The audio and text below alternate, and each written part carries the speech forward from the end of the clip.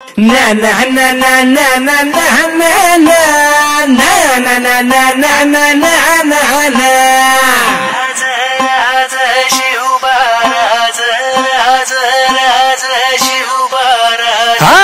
भिगड्या डोंगरच राहणार चाकर शिवबाच होणार भिगड्या डोंगरच राहणार।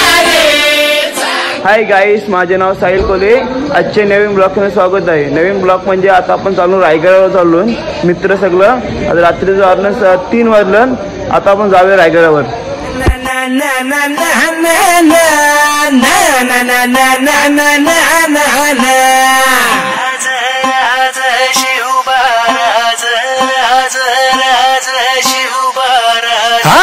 भिगड्या डोंगरच राहणार चाकर शिवबाच होणार भिगड्या डोंगरच राहणार चाकर शिवबाच होणार भिगड्या डोंगरच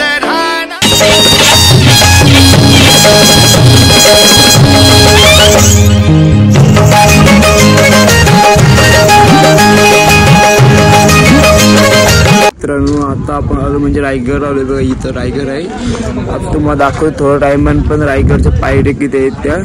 तुम्हाला शेवट बघा ब्लॉग कसा वाटते हा नक्की कमेंट करा। त्या राजधानीवरती भगवानी शान आहे, भगवानी शान आहे। रायगड किल्ला महाराष्ट्राची शान आहे, रायगड किल्ला महाराष्ट्राची शान आहे, रायगड किल्ला भवानी जय शिवाजी। शिवरायांच्या पदस्पर्शाने पावन झालेल्या या पुण्य शिवदत्त किल्ले रायगडावरती प्रथम तर मी माझ्या वतीने तुमच्या पूर्ण ग्रुपचं या रायगड नगरीमध्ये या रायगड किल्ल्यावरती प्रथम स्वागत करतो आणि थोडक्यात माझी ओळख करून देतो तुम्हाला। माझं नाव आहे राहुल ठवले। बघा, रायगड किल्ला तुम्ही आधी कधी पाहिला असेल नसेल, आज प्रत्यक्षात आपण किल्ला पाहणार आहोत। बघा, रायगड किल्ला हे आपल्या मराठ्यांसाठी आपले पिकनिक पॉईंट नाही, तर राजांची राजधानी आहे पहिली गोष्ट। आणि राजधानीच्या गडावर आपण पवित्र प्रत्यक्ष उपक्रम राखला पाहिजे। गडावरती कोणत्या प्रकारचे गैरवेतन, कोणत्या प्रकारचा केर कचरा, कोणत्या प्रकारचे प्लास्टिकचे कागद आपल्याला टाकायचं नाही। राजांची राजधानी रायगड कशी स्वच्छ राखेल याकडे प्रत्येक युवकांना लक्ष घातलं पाहिजे। बघा, रायगड किल्ला आपण जो की पाहतो ना, हा रायगड किल्ला पूर्णपणे 1200 एकरचा केला जाता। रायगड पूर्ण पाहायचा झाला तर माझ्या माहितीनुसार सांगतो, रायगड किल्ला पूर्ण पाहायचा झाला तर साधारण 3 दिवस कमी पडतात। परंतु गडावरचे पठारे भाग जे काही आहे ना, ते आपण एका दिवसात पाहू शकतो। ते आहे 100 एकरामध्ये। बघा, रायगड किल्ल्यावरती जाण्यासाठी 2 मार्ग आहेत। पहिला आणि मुख्य मार्ग म्हणजे कोणता, तर पायरीचा मार्ग जो आपण चढून गड माथ्यावरती पोहोचतात ना, तो आहे पायरीचा मार्ग आणि मुख्य मार्ग। दुसरा मार्ग म्हणजे कोणता गडावर जाण्यासाठी, तर आहे रोपेचा प्रकल्प। अवघ्या 4 मिनिटात यंत्राच्या सहाय्याने गड माथ्यावरती पोहोचतो। ती किल्ल्याची बॅक साईड झाली रोपे प्रकल्प। रायगड किल्ला काय आहे, रायगड किल्ल्याचे महत्व काय आहेत, हा फक्त एक पायी जाणारा शिवभक्त सांगू शकतो की ज्या डोक्यातल्या काम पायच्या नकावर पोहोचणार आहे ना, त्याला रायगडचे महत्व समजणार आहेत। बघा, रायगड तुम्ही उंची पाहिली ना, तर समुद्र सपाटी पोहोचणार आहे 2851 फूट उंच रायगड किल्ला आहे। जसे पायथा ते माथा तुम्ही गाडी पार केली ना, इथून आपण गड माथ्यावरती 1375 फुटावरती आपल्याला जायचं आहे। बघा, हा रायगड किल्ला जो की पाहतो ना, हा रायगड किल्ला पूर्णपणे सह्याद्रीच्या कुशीमध्ये बसलाय। पहा, रायगडच्या 4 बाजूनी पर्वतरांगांनी घेरला रायगडला, परंतु हीच पर्वतरांग रायगड किल्ल्याला कुठेच कनेक्ट नाही, कुठेच जॉईंट नाही। बघा, स्वतंत्र खडकापासून निर्माण झालेला रायगड आहे। जसं एका चिखलामध्ये एका कलीपासून कमळाचा होतो ना, तशी रायगडची निर्मिती स्वतंत्र खडकापासून झालेली आहे। या रायगडची पूर्वी 14 नावं होती। पहा, रायगड किल्ल्याची पूर्वी 14 नावं होती। रायरी, तनस, रासिवटा, अंजेरी, भुवेगड, नंदा, शिवलंका, रेडी, इस्लामपूर। जसजशा सत्ता आल्या तसतशी ही नावही बदलली गेली। युरोपियन लोक जे होते ना, युरोपियन लोक याला पूर्वेकडे जिब्राल्टर देखील म्हणत होते। परंतु पहा, रायगड किल्ला जो की पाहतोय, हा रायगड किल्ला 500 वर्षापूर्वी फक्त एक डोंगर होता। हा फक्त एक डोंगर होता आणि या डोंगराचा नाव होता रायरीचा डोंगर। तुम्ही इतिहासामध्ये वाचले असेल, रायरीचा डोंगर। हाच तो रायरीचा डोंगर जो होता, हा जावळीच्या खोऱ्यामध्ये मोडायचा त्यावेळेस। जावळीचा खोरा तुम्हाला माहिती आहे का? जावळीचा खोरा तुम्ही ऐकलं कधी? जावळीचा खोरा जे काय आहे ना, हे साताऱ्यामध्ये प्रतापगडचा किल्ला आहे ना, त्या पायथ्यापासून उत्तर कोकण व्हायचा मोठा हा पूर्ण जो एरिया होता ना त्यावेळेचा, हा एरियाचं त्यावेळेचं नाव होतं जावळीचं खोरं। परंतु जावळीच्या खोऱ्यामध्ये हा रारी नावाचा डोंगर देखील त्यावेळेस होता। परंतु हे रारीच्या नावाचं डोंगर आणि जावळीच्या प्रांत जो होता हा चंद्रा मोरेंकडे होता। आणि चंद्रा मोरे हे आदिलशाची गुलामगिरी करत होते आणि आदिलशाने आपली चाकरी करत आहेत। आदिलशाने आपली चाकरी करत चंद्रराव मोरे आणि आदिलशाने हा इनाम दिला होता चंद्रराव मोरेंना। आणि या रारी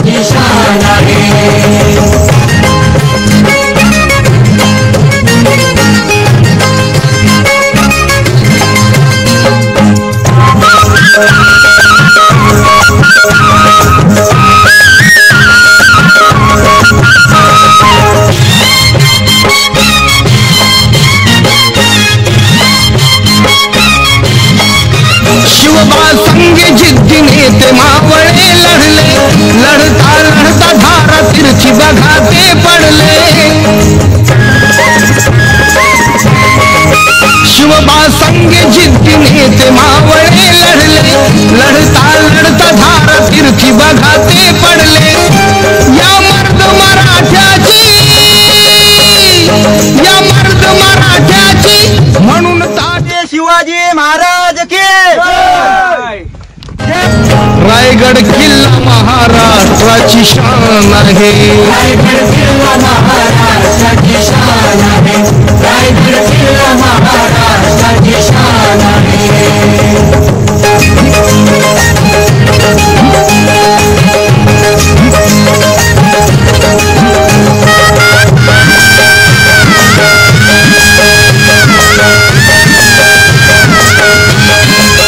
चौबाजूने होती किल्ल्याला त्या तटबंदी, नव्हती मोगलांना आक्रमणाची संधी. कुणा कसं वाटतंय? चांगला वाटतं. म्हणजे कसं म्हणजे माझी इच्छा होती रायगडवर यायची. माझी आज इच्छा पूर्ण झालेली आहे आणि मी पोरांसोबत आलेलो आहे. मला थोडं चांगलं वाटतंय पोरांसोबत. गाईड घेतलेला आहे तो माहिती सांगण्यासाठी. बघा इथं गाईड आहे.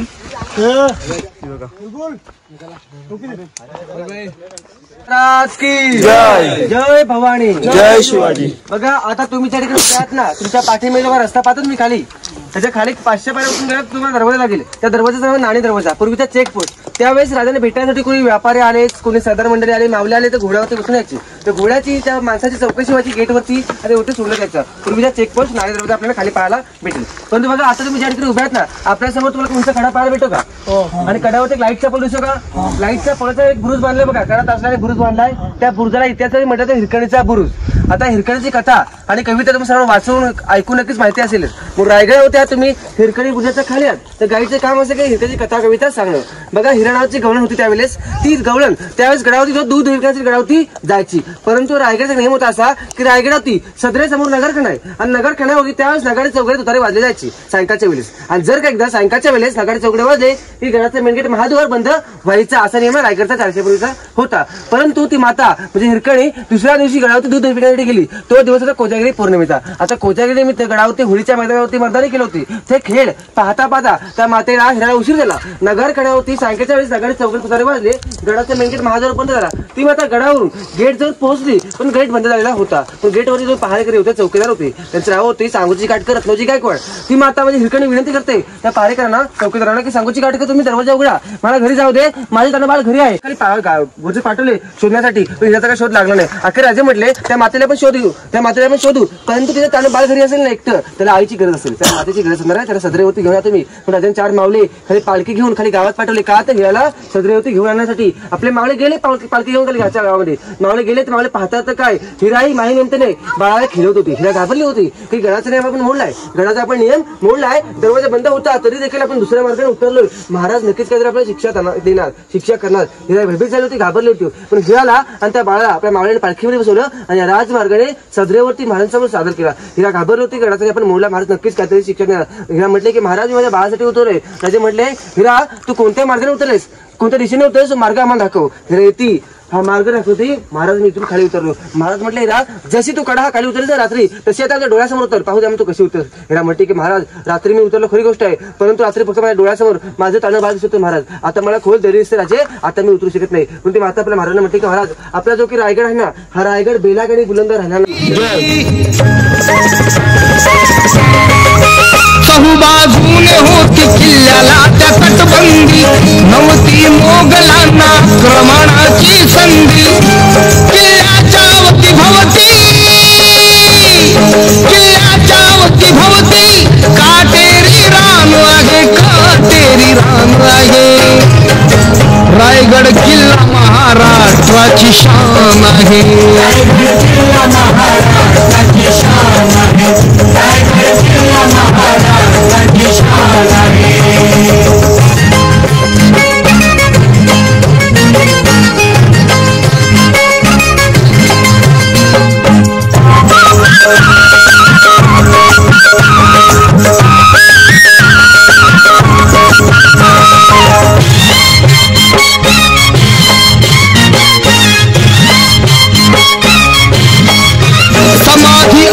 तिथे राजा शिवरायाची पराक्रमाची आणि साक्ष देते शौर्याची समाधी आहे तिथे राजा शिवरायाची पराक्रमाची आणि साक्ष देते शौर्याची वैभवशाली जगती वैभवशाली जगती गौरवाचं स्थान आहे गौरवाचं स्थान आहे रायगड किल्ला महाराष्ट्राची शान आहे रायगड किल्ला महाराष्ट्राची शान आहे रायगड किल्ला महाराष्ट्राची शान आहे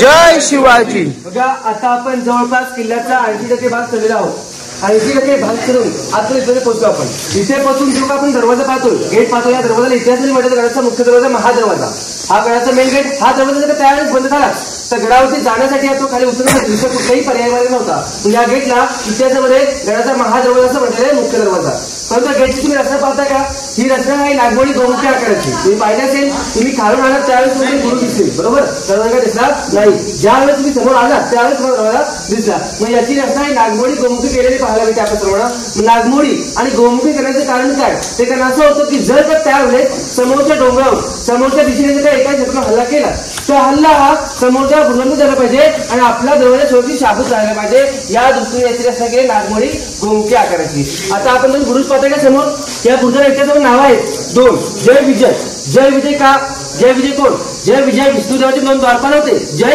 विजय तसे आपल्या महाराजांचे 2 द्वारपाल आहेत जय विजय 65 आणि 75 फुटाची उंची आहे जरी का हे बुरुज दगड असले ना तर 400 वर्षापूर्वी आपल्या रायगडचं आणि आपल्या महाद्वारचं रक्षण करायचं बघा जय विजय म्हटलं जातं आता आपल्या पाठीमध्ये भिंत आहे ना ती भिंत आणि समोरचा दरवाजा अंतर आपल्याला डिस्टन्स कमी पाहायला भेटते त्यामागचे कारण काय तर बघा त्या जे मुघल यायचे गणिम शत्रू यायचे हे आजचे हत्ती घेऊन दरवाजा तोडण्यासाठी हत्तीला गती मिळू नये दरवाजा तोडण्यासाठी हाताला गती मिळू नये म्हणून दरवाजा आणि भिंत आपल्याला अंतर कमी पाहायला भेटते आता दरवाजावरती आपल्याला लोखंडी टोकदार बाहेर ते केले पाहायला भेटते का हे लोखंडी टोकदार काही करायचं असं होतं की त्यावेळेस जर का हत्तीने झळकली तर हत्तीला जखम झाली पाहिजे इजा झाली पाहिजे यासाठी टोकदार केले आपल्याला पाहायला भेटतात परंतु हा दरवाजा राजांच्या काळातला नाही तर हा दरवाजा 2016 मध्ये भारतीय पुरातत्व खात्याने बसवलेला आहे परंतु महाराजांच्या काळामध्ये की सेम असा दरवाजा होता दुतर्फी उघडणारा ज्यावेळेस राजांची पालखी संभाजी महाराजांच्या आऊसाची पालखी किल्ल्यामध्ये जाणार असेल तेव्हा तो दोन्ही साईडने ओपन केला जायचा परंतु नेहमीसाठी दिंडी दरवाजाचा वापर केला जायचा त्यामध्ये आता आपण गेट पाहताय गेटच्या वर तुम्हाला गोल शिल्प पाहायला मिळते का डाव्या आणि उजव्या बाजूला ते आहे कमळाचं फूल हे कमळाचं फूल का तर कमळाचं फूल जे आहे हे आपल्या धर्मामध्ये आपल्या हिंदू धर्मामध्ये आपण लक्ष्मीचं आपण प्रतीक समजतो म्हणजे राजा असं दाखवत होतं या दरवाजाच्या आतमध्ये म्हणजे किल्ल्यावरती विद्या आणि लक्ष्मी दोघींचा सहवास आहे दोघी नातेत आहेत म्हणजे कमळाच्या शिल्पात कोरलेलं पाहायला भेटते कमळाच्या शिल्पाच्या वरती छोटा एक हत्ती पाहताय का तुम्ही हत्ती आहे दोन्ही साईड दोन्ही कोकणाचे घातले छोटा परंतु हत्तीवरती एका प्राण्याने पाय ठेवला आहे आता हत्ती आणि तो प्राणी पाहिजे आपण दोघांचा फरक समजून घेऊ हत्ती कोण तर हत्ती जे काय होतं ते आदिशाचे प्रतीक जे होतं हत्ती होतं परंतु हत्तीवरती ज्या प्राण्याने पाय ठेवला आहे तो आहे शरा प्रमुख राजधानी हिंदवी स्वराज्याची निशाणी आहे बघा शिवबाच्या विजयाची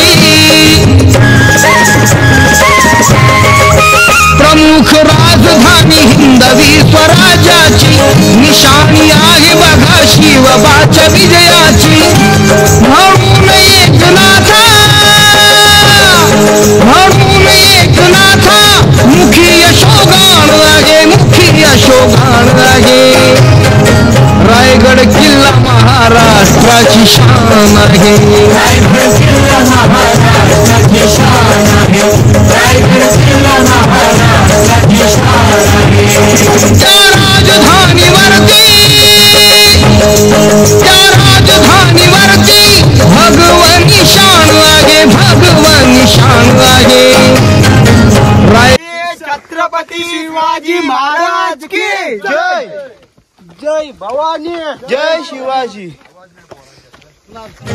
रायगड किल्ला महाराष्ट्राची शान आहे रायगड किल्ला महाराष्ट्राची शान आहे रायगड किल्ला महाराष्ट्राची जय भवानी जय शिवाजी. बघा आता आपण 100% गड चढलेला आहोत आणि 100% गड चढून गड माथ्यावरती पोहोचतो आपण आहोत. गड माथ्यावरती पोहोचून जे काय आपण सर्व पहिले तलाव पाहतो ना त्याला इतिहास म्हटले म्हणतात हत्ती तलाव. काय म्हटलं तर हत्ती तलाव.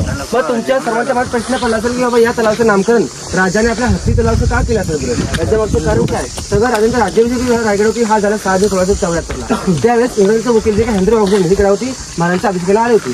ते आले नाणी द्रवून गडावरती आले नगरखानावर पोहोचले आणि नगरखानावर पोहोचून त्यांनी 2 बलाढ्याचे हत्ती पाहिले आणि ते शॉक झाले इंग्रज की मी 2 तास माणूस मला गडावरती 6 तास लागले. माझ्या डोक्यातला घाम 5 नकावर पोहोचले. मग राजाने एवढे बलाढ्याचे 2 हत्ती गडावरती आणले कसे असतील बरं. हा प्रश्न पडला त्या इंग्रजाला. तो प्रश्न देखील होता तो प्रश्न आपल्या द्विभाषिक नारायण शिवने प्रश्न केला की शिवने महाराजांनी गडावरती हत्ती कसा आणला. शिवने म्हणते की तुम्ही इंग्रज तुम्ही हुशार तुम्ही अनेक शोध लावले. या प्रश्नाचं तुम्हाला माहिती पाहिजे की राजाने गडावरती हत्ती कसा आणला असेल बरं. परंतु त्या प्रश्नाचं उत्तर त्यावेळेस इंग्रजाला सापडलं नाही. पण तो प्रश्न देखील होता ना तो प्रश्न त्याने आपल्या डायरीमध्ये लिहून ठेवला होता की मी 2 पाचा माणूस मला गडावरती याला 6 तास लागले माझ्या डोक्यातला घाम 5 नकापर्यंत पोहोचले. मग राजाने एवढे बलाढ्याचे 2 हत्ती गडावरती आले कसे असेल बरं. हा प्रश्न त्याने आपल्या डायरीमध्ये लिहून ठेवला. परंतु त्या प्रश्नाचं उत्तर त्यावेळेस काय सापडलं नाही. परंतु त्या प्रश्नाचं उत्तर आत्ताचे इतिहासकार बेडेकराचं उत्तर देतात की राजाने गडावरती हत्ती आणणं खरी गोष्ट आहे. पण राजाने गडावरती मोठे हत्ती आणले नाहीत तर राजाने गडावरती 2 छोटी पिले पालखीत बसून पायथ्या बघून गड माथ्यावरती आणलं. बघा राजांची दुरुस्ती मोठी होती. महाराजांना माहिती होतं लहानाचं मोठं करता येतं पण मोठ्याचं लहान करता नाही. राजांना माहिती होतं रायगड किल्ल्यावर त्यांना राज्याभिषेक घ्यायचा आहे. राज्याभिषेकाला आपला हत्ती लागणार आहे. पण गडावरती मोठे हत्ती आणणं शक्य होतं.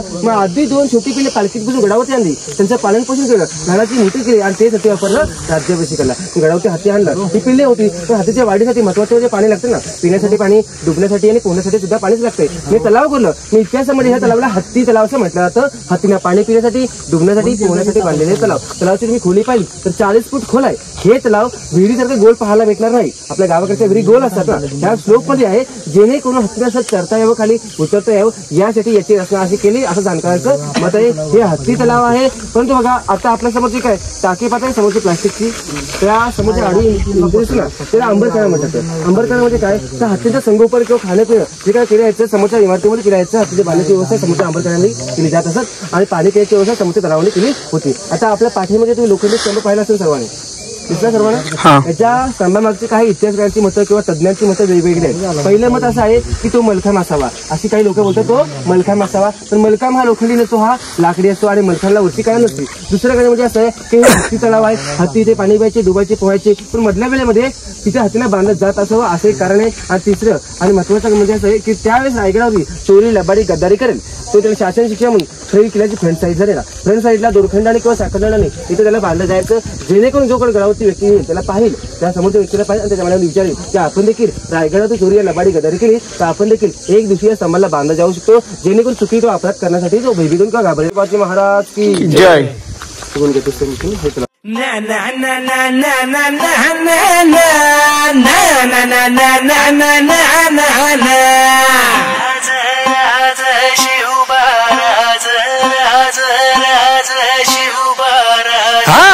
बिगड्या डोंगरच राहणार चाकर शिवबाच होणार. बिगड्या डोंगरच राहणार चाकर शिवबाच होणार. बिगड्या डोंगरच राहणार चाकर शिवबाच होणार. बिगड्या डोंगरच राहणार चाकर शिवबाच होणार. निशान भगवे भूवर फडके शत्रूचे मग काळीच धडके. निशान भगवे भूवर फडके शत्रूचे मग निशान भगवे भूवर फडके शत्रूचे मग काळीच धडके. मावळे आम्हीच लढणार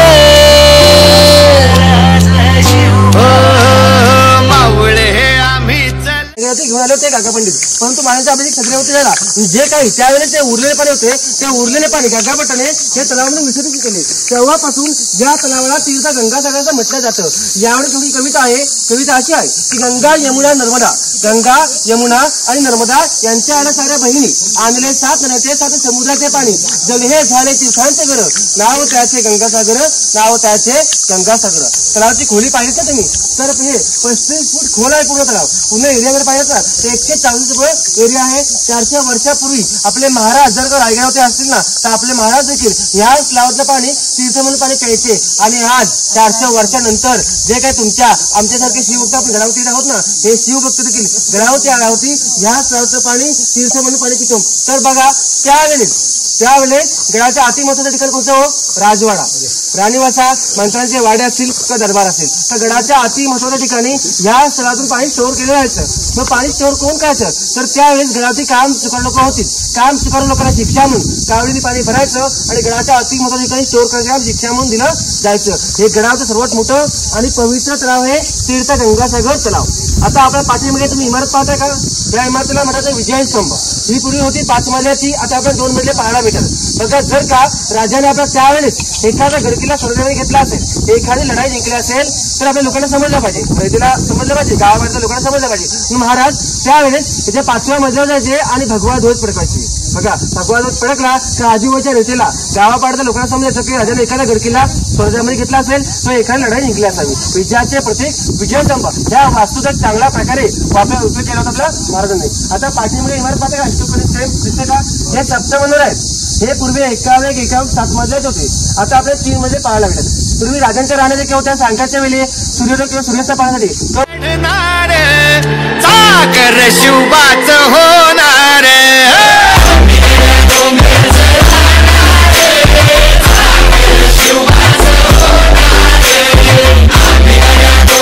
महाराज की जय. जय भवानी, जय शिवाजी. बघा ज्या गेट मधून आता आपण बालेकिल्ल्यामध्ये प्रवेश केलात ना, त्या गेटला समोरच म्हटलं जातं पालखी दरवाजा.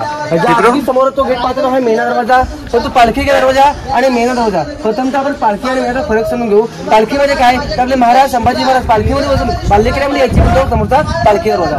मेना म्हणजे काय तर मेना म्हणजे मेन नाही, तर मेना हा त्यावेळेचा प्रकार होता. पालखी ओपन, मेना बंदिस्ता मेनामध्ये बसून राजांच्या राहण्या पाठीमध्ये 400 वर्षावर बगीचा होता आणि बगीचा मध्ये बसण्यासाठी सायंकाळच्या वेळी सूर्याचं पाण्यासाठी किंवा मुख्य पाठीमागे जायच्या मेना दरवाजा मेना गेट. पण तो पालखी दरवाजा तर मेना दरवाजा तुम्हाला काही आडवी भिंती पाहायला भेटते. या आडव्या भिंतीमध्ये तुम्हाला काही 6 दालनं पाहायला भेटते, 6 रूम पाहायला भेटते. याला इतिहासामध्ये म्हणतात राणीवासा राणी महाल म्हटलं. तर तुमच्या प्रश्न पडायचा की रायगड किल्ल्यावरती 6 राणी महाल आहेत. मग राणीच्या राण्या किती होत्या? 8 राण्या होत्या. त्यांची नावं सांगतो. पहिली सईबाई, सोयराबाई, पुतळाबाई, गुणवंताबाई, सक्करबाई, काशीबाई, सगुणाबाई, लक्ष्मी. महाराजांच्या 8 राण्या होत्या खरं. रायगड किल्ल्यावरती आपले 6 महल पाहायला भेटतात. तुमच्यावर प्रश्न पडला असेल की राजांच्या 8 राण्या होत्या खरं, मग रायगड किल्ल्यावरती 6 महल आहेत ना, मग 2 राण्या कुठल्या गड किल्ल्यावर राहायच्या, कुठे राहायच्या? तर पहा सईबाई. सईबाई म्हणजे राजांच्या धर्मपत्नी. सईबाई म्हणजे राजांच्या पटराणी. सईबाई म्हणजे संभाजीराजांच्या आई साहेब. या सईबाईंची देवाज्ञा झाली किल्ले राजगडावरती 1659ला. ज्यावेळेस संभाजी राजे वयाचे 2 वर्षाचे होते ना, त्यावेळेस सईबाईंची देवाज्ञा झाली किल्ले राजगडावरती. सईबाईंकडे रायगड पाहिला नाही, परंतु 1671ला ते राजे वास्तविक रायगडावरती आले. राजधानी केली रायगड. त्यावेळेस आले तर 7 राण्या आणि आपल्या आऊसाहेब देखील रायगडावरती आले होते. आऊसाहेबांना उतरत्या वयानुसार गडावरचं क्लायमेट वातावरण जे होतं ना, आपल्या आऊसाहेबांना सण होत नव्हतं, सूट होत होतं. म्हणून त्यांनी 65 गावामध्ये 9 एकरचा वाडा बनला राजाने आणि आऊसाहेबांकडे 65 गाव. आऊसाहेब देखभाल आऊसाहेबांची सेवा करण्यासाठी कोणतरी पाहिजे. मग राजाने पुतळाने सांगा खरे 65 गाव ठेवले आऊसाहेबांची देखभाल आपल्याला सेवा करण्यासाठी. मग उरल्या राण्या किती? 6 राण्या ना, मग 6 राण्यांची 6. तुमच्यावर प्रश्न पडला असेल की वरती राणे मला छप्पर होतं की नव्हतं, बरोबर ना? त्याच्यावरती छप्पर होतं की नव्हतं? त्याच्यावरती छप्पर होतं. त्याचे स्ट्रक्चर कसं होतं? 4 कोपऱ्यात चौकोनी आकार सागवानी लाकडाची काम, पैठणची कपडे, मखमलचे पडदे, गोंड्याची फुलं, 4 कोपऱ्यात मिशाच्या उडं, वरती सागवानी लाकडाची छप्पर, त्यावरती मातीची कौली होती. वैभव होतं राणीमाळ्याचं रायगड होती. परंतु या राणीमाळ्याचं म्हणा या रायगडाचं म्हणजे वैभव होतं हे उद्ध्वस्त केले इंग्रजांनी. ही तारीख 10 मे 1808ला समोरच्या डोंगरात दिवस जळला. त्यामुळे त्याच्या वरती छप्पर होतं, त्या पैठणची कापड होती, त्यामुळे पुण्यामध्ये जळून गेल्यात पाहायला भेटेल. आता मग राणीवासा पाहिलात ना, तर राणीवासामध्ये आत्ता तुम्ही गेलं तर बैठक वासामध्ये हॉल पाहायला भेटाय. पण इकडे अंतापूर आहे म्हणजे बेडरूम. एक साईड लेफ्ट साईडला 400 वर्षाचं इंडियन शौचालय, राईट साईडला महाराजांच्या राणांची एक बाल्कनी पाहायला भेटणार आहे. परंतु बघा त्या मेगा गेट पासून त्या पालखी दरवाजापर्यंत जे आपण समोर उभे आहेत ना, त्या उठ्यावरती त्या दासीवटा म्हणतात. दासीवटा म्हणजे काय तर सर्वच क्वार्टर्स महाराजांच्या राण्या देखील होत्या आतमध्ये.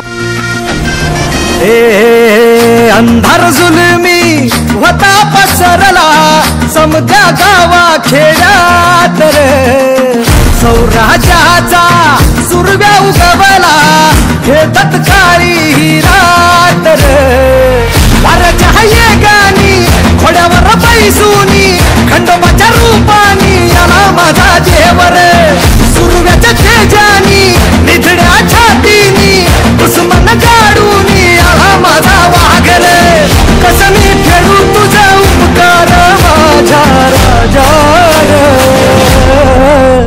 माझ्या मनामंदी ध्यानामंदी शिवबाचं नाव रे, माझ्या मनामंदी ध्यानामंदी शिवबाचं नाव रे, हे माझ्या मनामंदी ध्यानामंदी शिवबाचं नाव रे, माझ्या मनामंदी ध्यानामंदी शिवबाचं नाव रे.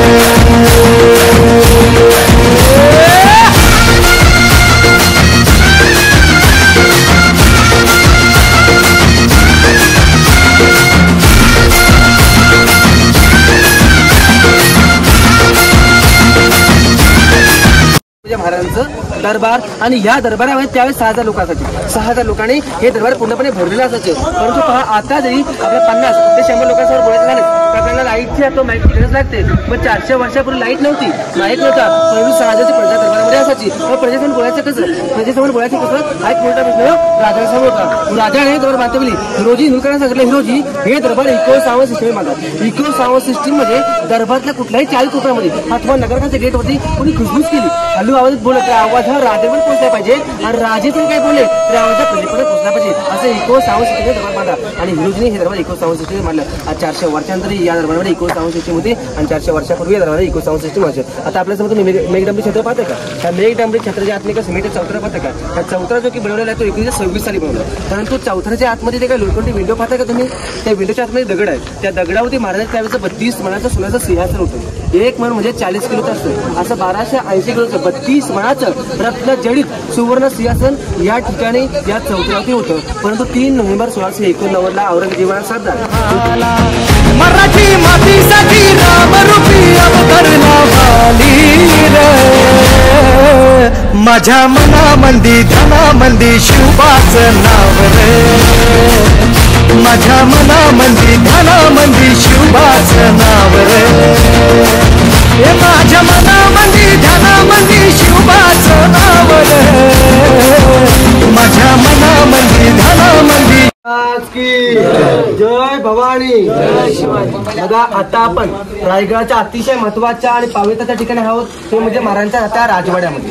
आता आपल्या पाठीमध्ये काय भिंत पाहता, या भिंतीपासून समोर प्रॅक्टिकल एक भिंत दिसते का? या भिंतीपर्यंत तुम्ही परिसर पाहता पूर्णपणे हा परिसर म्हणजे महाराजांच्या त्यावेळेचा आता राजवाड्याचा परिसर होता. परंतु आता आपल्या पाठीमागे जर तुम्ही आडवा चौथरा पाहता ना, हा चौथरा म्हणजे राजाच्या त्यावेळेस आता राजवाडा होता आणि ह्या चौथरा होती त्यावेळेस प्रशस्त असा एका वेळ कसा दुमजली महाराजांचा राहता राजवाडा या ठिकाणी होता. आणि हा राजवाडा हा जो की त्यावेळेस होता ना तो पैठणच्या कापडाने, मखमलीच्या पडद्याने आणि गोंड्याच्या फुलाने पूर्णपणे सजलेला होता. आणि अशा भव्य वातावरणामध्ये आपले महाराज तिथे राहत होते. राजांसोबत होते संभाजीराजे. राजे आणि संभाजीराजे दोन्ही मराठ्याचे राजे या ठिकाणी राहिले 1671 ते 1680 आणि स्वराज्य चालवला होता. परंतु पहा राजांचा जो काही जन्म झाला हा जन्म झाला शिवनेरी किल्ला. तुम्हाला सर्वांना माहिती असेल ती तारीख म्हणजे 19 फेब्रुवारी 1623 होती. ज्यावेळेस राजांचा जन्म झाला शिवनेरी किल्ल्यावर ना, त्यावेळेस जो आनंद शिवनेरी किल्ल्याला झाला होता त्या मातीला झाला होता त्यापेक्षा जास्त दुःखाचा अनुभव, दुःखाचा प्रसंग, दुःखाचा डोंगर या रायगड किल्ल्याच्या पदरी पडला. तो काळा दिवस म्हणजे 3 एप्रिल 1680 वार होता शनिवार. हनुमान जयंतीच्या दिवशी दुपारच्या 12च्या प्रहर असं राजाने आपला अखेरचा आणि शेवटचा श्वास घेतला तो ह्या ठिकाणी या चौथऱ्यावरती घेतला होता. त्यावेळेस हा रायगडच नव्हे तर पूर्ण महाराष्ट्र पूर्ण झालं होतं. का आपले महाराज आपल्याला सोडून निघून गेले होते. महाराज हे महादेवाचे भक्त होते ना, शंकराचे भक्त होते. समोर महादेवाचं मंदिर आहे, 1 किलोमीटर अंतरावरती महादेवाचं मंदिर आहे. त्या मंदिरासमोर महाराजांच्या ध्येयचित्र अग्नी देण्यात आली आणि राजांच्या समाधीला मंदिराच्या समोर आपण दर्शनाला मिळणार आहे. तर पहा आपल्या महाराजांना आयुष्य आपले किती वर्ष होतो? 1630 ते 1680. किती वर्ष लावले? 50 वर्ष. मग 50 वर्षाच्या छोट्या आयुष्यामध्ये महाराजांनी केलं काय तर 350 गडकिल्ले स्वराज्यामध्ये घेतले, काही जिंकले, काही बांधले. 350 गडकिल्ले स्वराज्यामध्ये घेऊन हिंदवी स्वराज्य उभं केले, स्वतःची गादी यासोबत आणली. 50 वर्षामध्ये सामान्य माणूस करतोय काय हो? 20 वर्ष शिक्षणात जातात ना आपल्या माणसासाठी. 30 वर्षामध्ये माणसाची नोकरी मिळत नाही आपल्याला. 50 वर्षामध्ये आपण माणसासारखं घर तरी बांधू शकत नाही. पण छत्रपती शिवाजी महाराज 50 वर्षामध्ये हिंदवी स्वराज्य उभं केलंय, स्वतःची गादी यासोबत आणली. पण बघा महाराजांना 50 वर्षाचं आयुष्य लाभलं तर 50 वर्ष गेले कशामध्ये? तर बघा 1 ते 16 बालपणामध्ये गेले, 1 ते 16 बालपणामध्ये गेले, 16 ते 44 कालखंड होता हा लढाई गड किल्ले आणि स्वराज्य घडवण्यामध्ये गेला. 44-50 किती वर्ष होत आहेत? 6. छत्रपती मुलाजे फक्त 6 वर्ष जगले. पूर्ण आयुष्य आपलं 50 वर्षाचं. राजानंतर संभाजी महाराज सुद्धा या राजवाड्यामध्ये राहिली होती आणि 9 वर्ष संभाजी महाराज सुद्धा इथून कारभार चालवता आणि 9 वर्षामध्ये 128 लढ्या पराभूत न होणारे एकमेव राजे म्हणजे छत्रपती संभाजी होते. संभाजी राजे सुद्धा इथून स्वराज्य चालवला होता. हा महाराष्ट्राचा राजवाडा या ठिकाणी महाराज देवाज्ञा झाली 3 एप्रिल 1680 ला. राजवाड्याच्या लगतच आपल्याला काही टाकं पाहायला भेटते का संस्कृतीच्या पाठीमध्ये? हे पाण्याचं टाकं आपल्या महाराजांचं. त्यावेळेस बघा त्या स्वराज्यामध्ये फ्रीज नव्हतं, लाईट नव्हती, बरोबर ना? तर आपल्या महाराज थंड पाणी पितावे, आपले महाराज जवळ थंड पाणी पियावे. रायगड शिवाजी महाराज की फोटो वगैरे आहेत का तुम्हाला? बघा बघा भाऊ कसर मीच स्वतःला पाहू कसर या मावळातून मावळून तू कधीच गेलार माझ्या माझ्या शिवबारा माझ्या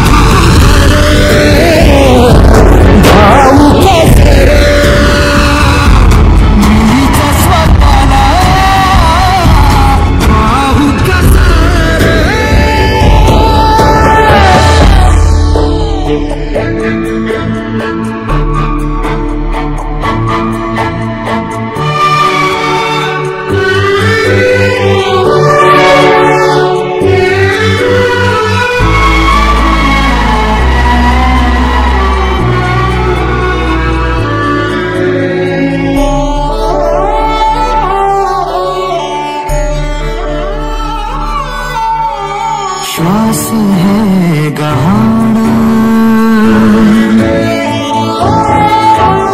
श्वास है 3 मजल्याची आणि आपले महाराज जर का रायगडवरती असतील तर महाराज त्याच्या 3ऱ्या मजल्यावर जाऊन रायगड किल्ल्याहून 8 किल्ल्यांचे दर्शन घ्यायचे. तर बघा कोणते असे 8 किल्ले होते की आपले महाराज इथून त्यांचे 8 किल्ल्यांचे दर्शन घ्यायचे. तर पूर्वेकडे राजगड, तोरणा, लिंगाणा, दक्षिणेकडे मकरंदगड, सोनगड, चांभाळगड, उत्तरेस कोकणदेव आणि मानगड असे आपले महाराज दररोज त्याच्या 3ऱ्या मजल्यावर जाऊन रायगड किल्ल्यावर 8 किल्ल्यांचे दर्शन घ्यायचे. आता आपल्या समोर तुम्हाला विटेचे बांधकाम ग्रुप पाहायला भेटे का? समोरचे चौकोनाकारचे हे इथे तांगसर म्हणतात छापखाना. 400 वर्षापूर्वी आपल्या स्वराज्याची स्वतःची करन्सी होती. शिवराई, नाणे, मुद्रा, होण, ढबू, पैसा, बरोबर ना? आता आपली करन्सी काय हो? आता आपली करन्सी आहे देशाची, पण आता आपली करन्सी उतरलेली आहे 97 जयते. मग 400 वर्षाची करन्सी होती. यावर काय नव्हतं? प्रथिप चंद्र लेखेवे वर्त विष्णू वंदिता 6 शिलो शिवशा मुद्रा बदला राजते. ज्या का नाणे, मुद्रा, होऊन तयार करायच्या या समोरच्या वस्तूमध्ये किंवा इमारतीवर तयार केला जायच्या. याला इतिहासामध्ये टाळसाळ किंवा छापखाना असं म्हटलं जातं. आता आपल्या समोर आयताकृती खड्डापट्टा समोरचा याला इतिहासामध्ये मठाचा गुप्त खलबतखाना, सिक्रेट मीटिंग रूम, गुपित चर्चा करायचं ठिकाण. त्याच्या आतमध्ये तुम्ही गेलात ना तर 11 सिड्या उतरून तुम्हाला एक रूम लागेल, 10 वराची खोली लागेल आतमध्ये अंडरग्राऊंड. त्याला इतिहास म्हटलं तर गुप्त खलबतखाना. तर आपल्या स्वराज्याचं हे गुप्तरी खातं होतं आणि गुप्तरी खात्याचे प्रमुख होते भैरूपे बहिर्जी नाईक. या बहिर्जी नाईकांना 18 भाषांचे नॉलेज होतं. ते वेगवेगळ्या 18 भाषा बोलायचे, परंतु भाषा बोलण्यावरच ते वेशभूषा देखील करायचे. कोळी, फकीर, भिकारी यांसारखे वेशभूषा करायचे आणि दुश्मनाच्या गडकोटामध्ये छावणीमध्ये घुसायचे आणि तिथे जाऊन राजांबद्दल म्हणा, स्वराज्याबद्दल म्हणा, काय हालचाली काय बोलणं ती माहिती आणायची वेशांतर बदलून आणि ती माहिती आणून इथे आतमध्ये महाराजांना द्यायची. याच्या आतमध्ये फक्त ती किती जन्म महाराज की जय भवानी, श्री छत्रपती संभाजी महाराज की जास्त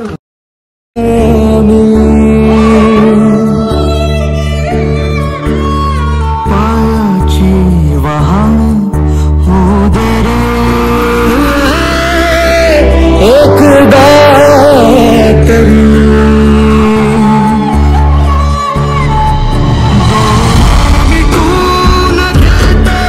मी तुझ्या पाशी येतो, डोळे मिटून घेतो, मी तुझ्या पाशी येतो.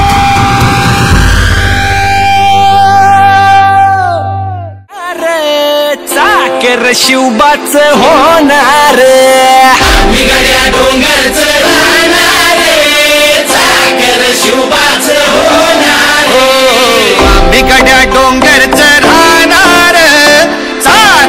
शिवबाच होणार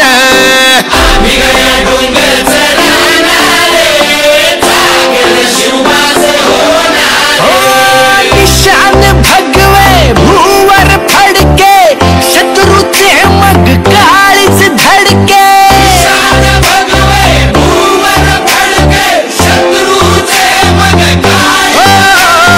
निशान भगवे भूवर फडके शत्रूचे मग काळीच धडके मावळे आम्हीच लढणार मावळे आम्हीच लढणार चाकर शिवबाच होणार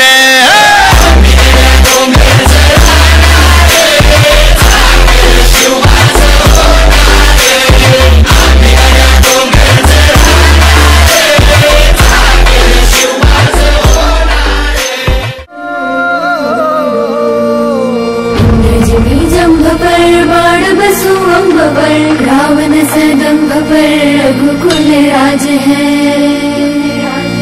तेज प्रमांस पर कान जीवी कंस पर कोमलेक्ष वंश पर श्री शिवराज है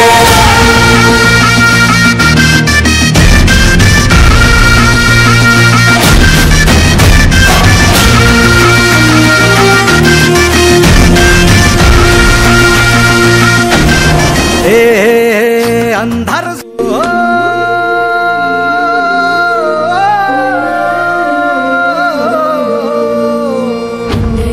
जंभ पर बाण बसु अम्ब पर रावण सदंभ पर रघुकुल राज है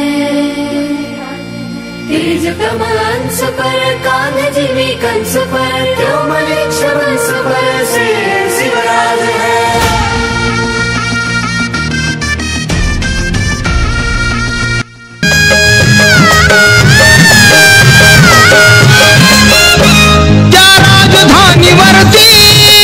त्या राजधानीवरती भगवानी शान आहे भगवानी शान आहे रायगड किल्ला महाराष्ट्राची शान आहे रायगड किल्ला महाराष्ट्राची शान आहे रायगड किल्ला महाराष्ट्राची शान आहे